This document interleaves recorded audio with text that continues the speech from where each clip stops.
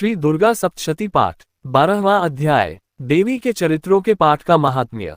देवी बोली, हे देवताओं, जो पुरुष इन स्तोत्रों द्वारा एकाग्रचित होकर मेरी स्तुति करेगा उसके संपूर्ण कष्टों को निसंदेह हर लूंगी। मधुकैटभ के नाश, महिषासुर के वध और शुंभ तथा निशुंभ के वध की जो मनुष्य कथा कहेंगे, मेरे महात्म्य को अष्टमी, चतुर्दशी व नवमी के दिन एकाग्रचित से भक्तिपूर्वक सुनेंगे, उनको कभी कोई पाप न रहेगा। पाप से उत्पन्न हुई विपत्ति भी उनको न सताएगी, उनके घर में दरिद्रता न होगी और न उनको प्रियजनों का बिछोह होगा, उनको किसी प्रकार का भय न होगा। इसीलिए प्रत्येक मनुष्य को भक्तिपूर्वक मेरे इस कल्याणकारक महात्म्य को सदा पढ़ना और सुनना चाहिए। मेरा यह महात्म्य महामारी से उत्पन्न हुए संपूर्ण उपद्रवों को एवं 3 प्रकार के उत्पातों को शांत कर देता है। जिस घर व मंदिर में या जिस स्थान पर मेरा ये स्तोत्र विधि पूर्वक पढ़ा जाता है, उस स्थान का मैं कभी भी त्याग नहीं करती और वहां सदा ही मेरा निवास रहता है।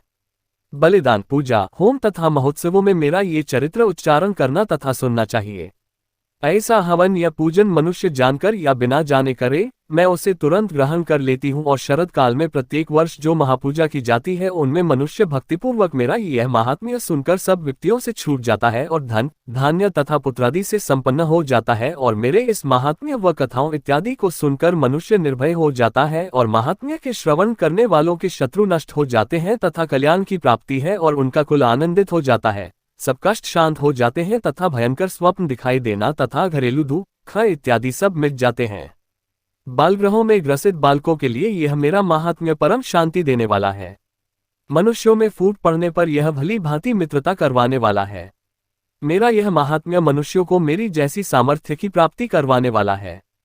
पशु, पुष्प, अर्घ्य, धूप, गंध, दीपक इत्यादि सामग्रियों द्वारा पूजन करने से, ब्राह्मण को भोजन करा के हवन करके, प्रतिदिन अभिषेक करके, नाना प्रकार के भोगों को अर्पण करके और प्रत्येक वर्ष दान इत्यादि करके जो मेरी आराधना की जाती है और उससे मैं जैसी प्रसन्न हो जाती हूँ, वैसी प्रसन्न मैं इस चरित्र के सुनने से हो जाती हूँ। यह महात्म्य श्रवण करने पर पापों को हर लेता है तथा आरोग्य प्रदान करता है। मेरे प्रादुर्भाव का कीर्तन दुष्ट प्राणियों से रक्षा करने वाला है, युद्ध में दुष्ट दैत्यों का संहार करने वाला है। इसके सुनने से मनुष्य को शत्रुओं का भय नहीं रहता। हे देवताओं, तुमने जो मेरी स्तुति की है अथवा ब्रह्मा जी ने जो मेरी स्तुति की है, वह मनुष्यों को कल्याणमयी बुद्धि प्रदान करने वाली है। वन में सूने मार्ग में अथवा दावानल से घिर जाने पर, वन में चोरों से घिरा हुआ या शत्रुओं द्वारा पकड़ा हुआ, जंगल में सिंहों से, व्याघ्रों से या जंगली हाथियों द्वारा पीछा किया हुआ, राजा के क्रोध हो जाने पर मारे जाने के भय से, समुद्र में नाव के डगमगाने पर, भयंकर युद्ध में फंसा होने पर, किसी भी प्रकार की पीड़ा से पीड़ित, घोर बाधाओं से दुखी हुआ मनुष्य मेरे इस चरित्र को स्मरण करने से संकट से मुक्त हो जाता है। मेरे प्रभाव से सिंह, चोर या शत्रु इत्यादि दूर भाग जाते हैं और पास नहीं आते। महर्षि ने कहा, प्रचंड पराक्रम वाली भगवती चंडिका यो कहने के पश्चात सब देवताओं के देखते ही देखते अंतर्धान हो गई और संपूर्ण देवता अपने शत्रुओं के मारे जाने पर पहले की तरह यज्ञ भाग का उपभोग करने लगे और उनको अपने अधिकार फिर से प्राप्त हो गए तथा युद्ध में देवताओं के शत्रुओं शुंभ व निशुंभ के देवी के हाथों मारे जाने पर बाकी बचे हुए राक्षस पाताल को चले गए।